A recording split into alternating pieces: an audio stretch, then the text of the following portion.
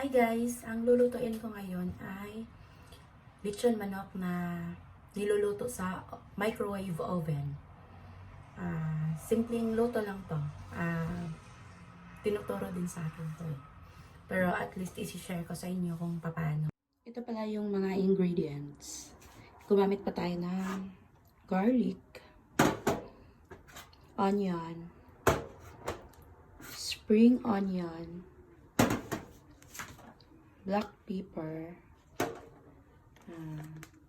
na yung durog, seasoning granule,